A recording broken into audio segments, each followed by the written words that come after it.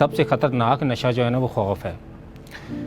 چونکہ 2020 میں خوف کو بڑا مارکیٹ کیا گیا اور بڑا ایڈورٹائز کیا گیا اور بڑا بتایا گیا کہ بھئی خوف ہے، ہر جگہ خوف ہے، موت کا خوف ہے، غربت کا خوف ہے، فلاں خوف ہے، فلاں خوف ہے، کہ یہ خوف تو کوئی نیا خوف نہیں ہے۔ کیا موت کا خوف پہلے نہیں تھا؟ کیا غربت کا خوف پہلے نہیں تھا؟ میری بات سنو، سگریٹ نہیں پلاتے تو چائے پلا دو یار، کتنی ٹھنڈ لگ رہی ہے۔ گم ہونے کا خوف بھی ہوتا ہے بعض اوقات، لاپتہ ہونے کا خوف بھی ہوتا ہے۔ تو ہمارے ہم تو بڑے سارے خوف پال رہے ہیں نا، مطلب کہ پہلے کوئی ہم شاندار زندگیاں کب گزارے تھے، ہم اپنے مثال لے لیتے۔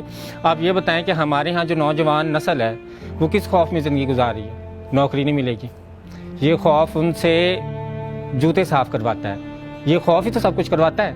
ایک نوجوان انسان جس کی نئی امنگیں، جس کی نئی امیدیں، جس کے نئے خواب، وہ سارے رون دیے جاتے ہیں خوف کے نیچے۔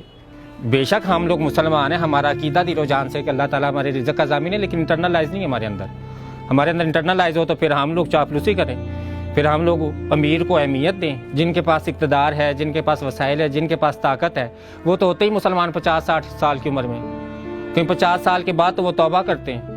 توبہ کرنے کے بعد انہیں دین سمجھ آتا ہے۔ جتنے بھی ڈاکو، بدماش، زانی، قاتل، شرابی، لٹیرے، دہشت گرد، سود خور، رشوت خور، جن سے اتصال کرنے والے جتنے بھی یہ لوگ ہیں، بڑھاپے میں آپ دیکھ لیں، آپ کہیں گے ان سے تو نیک آدمی کوئی نہیں، اور وہ بڑے اعتماد سے کہتے ہیں کہ بے شک ساری جوانی گناہ میں گزاری، لیکن اب تو ہم نے توبہ کر لی ہے۔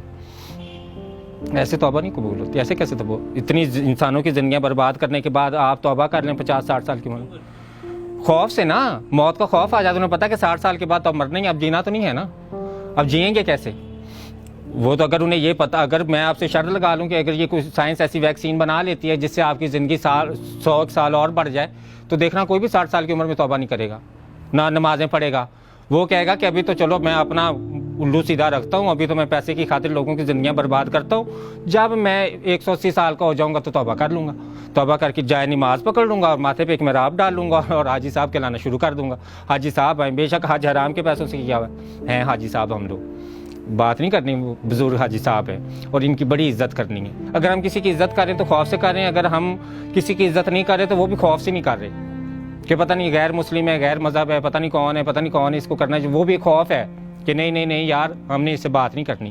تو ہماری نوجوان نسل کو تو ناکامی کا انتہائی شدید خوف ہے، اور وہ انتہائی شدید خوف کیوں ہے؟ کیونکہ جب ہم 1 2 3 دفعہ کسی چیز کے لیے کوشش کرتے ہیں تو ہمارے ارد گرد ہمیں گرانے والے بیٹھے ہوتے ہیں۔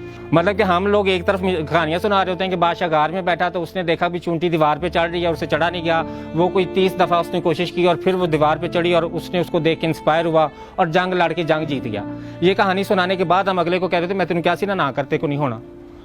تو ہمارے ہاں تو ڈسکریج کیا جاتا ہے، ہمیں خوف دلایا جاتا ہے، انکریج نہیں کیا جاتا۔ یہ خوف اتنا زیادہ بڑھ گیا کہ جب ہم بیٹی پیدا کر لیتے ہیں نا، سب سے پہلے ہم بیٹی کے اوپر روتے ہیں، استغفر اللہ، مطلب ہم کہتے رحمت ہے، سمجھتے اسے عذاب ہے۔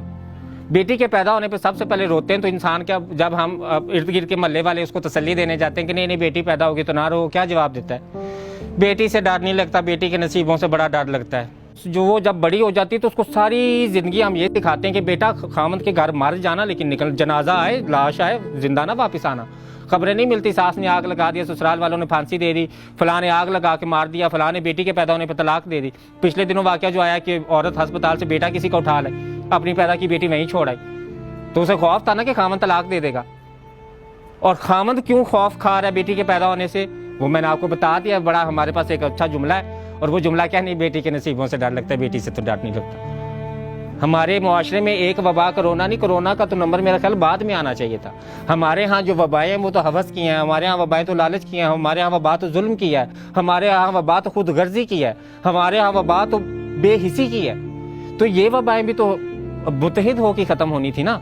اگر ہم لوگ ایک کرونا کو متحد ہو کے ختم کرنا چاہتے تھے تو ہمیں باقی وباؤں کے خلاف بھی جو ہے نا متحد ہو کے لڑنا چاہیے۔ کہ 2020 کے اندر ہمیں سبق ملا جو ہے نا وہ اتحاد اور انسانیت کا ملا۔ اتحاد اور انسانیت کا اس لیے ملا کیونکہ سب کو جب موت کا خوف طاری ہو گیا تو سب لوگوں کو ایک دوسرے کا احساس ہونا شروع ہو گیا۔ خوف بے شک پہلے سے تھا لیکن شاید ایڈورٹائز اب ہوا نا، اب ہمیں احساس اب ہوا کہ بھئی اب ایڈورٹائز ہو رہا ہے تو اب خوف ہونا چاہیے۔ تو اس میں جو ہمارے پاس اتحاد اور انسانیت کا سبق آیا وہ کسی رنگ مذہب نسل کی بنیاد پر نہیں آیا۔ سب سے مزیدار بات یہ تھی کہ کسی نے بھی نہیں کہا کہ اگر یہ ایک نیچ ذات کی انسان کو کرونا ہوا ہے تو چھوڑو یار دفع کرو، اس کو اتنا علاج ضروری نہیں ہے. سب کے لیے ضروری تھا اور سب کے لیے خطرناک وبا تھی, اور اللہ کرے اب یہ وبا ختم ہو جائے, لیکن اس وبا کے ختم ہونے سے ہمارے یہ جذبات ختم نہیں ہونے چاہیے.